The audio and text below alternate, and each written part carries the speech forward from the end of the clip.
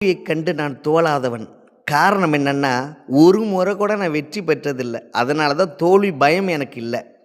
அதிகமா இந்த உலகத்தில தோல்வியை கண்ட வின்ஸ்டன் சர்ச்சில், ஆபிரகாம் லிங்கன் அவர்களை விட அதிகமா தோத்தவனாம். காரணம், வெற்றி என்ற ஒரு வார்த்தைக்கு பொருள் கிடையாது. நினைத்தது நடந்தால் அது வெற்றி நம்ம கொண்டாடுறோம். ஆனா, அதே தோல்வி நிச்சயம் என்று நம்ம நினைச்சு அந்த தோல்வி வந்தா அதுவும் நமக்கு வெற்றி தான்.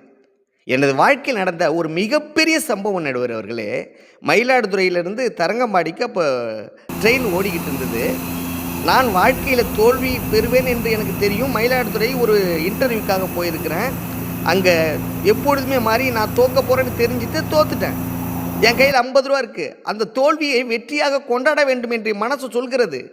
அப்படியே அந்த மயிலாடுதுறை ஜங்ஷனுக்கு பக்கத்தில் இருந்த அந்த ஒரு ஐயப்பன் ஹோட்டல் என்ற ஒரு ஹோட்டலில் போய் 35 ரூபாய்க்கு முறையான ஒரு சாப்பாடு, சைவ சாப்பாடெல்லாம் சாப்பாடு, அந்த மாதிரி ஒரு சாப்பாடு சாப்பிட்டுட்டு கையில் 15 ரூபா இருக்கிறது.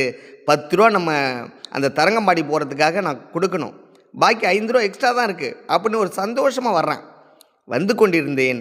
திடீரென்று அந்த ஜங்ஷனுக்கு முன்னாடி ஒரு கண்ணு தெரியாத ஒரு பிச்சைக்காரன், ஐயா சாமி தர்மம் பண்ணுங்க, அந்த வார்த்தை, நான் ஏழையாக இருந்தாலும் அவன் சொன்னான் பாத்தியா, ஐயா சாமி அப்படின்னு அந்த வார்த்தை என்னை கடவுளாக உயர்த்தது. அந்த நேரத்தில் தன்னுடைய கையில் இருந்த 5 ரூபாய் அந்த பெரிய காசை அந்த தட்டில் போட்டுட்டு, வாழும் பொழுது மக்களுக்கு செய்ய வேணும்னு ஒரு பழமொழி இருக்குல்ல, அதே மாதிரி கொடுத்துட்டு சந்தோஷத்தோடு போனேன்.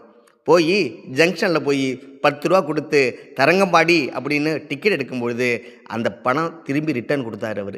ஏன்னு கேட்டால், முந்தா நேற்று வரை 10 ரூபாக இருந்த ட்ரெயின் டிக்கெட்டு இன்றைக்கி 15 ரூபாக மாறியது. யாருமே தெரியாது எனக்கு.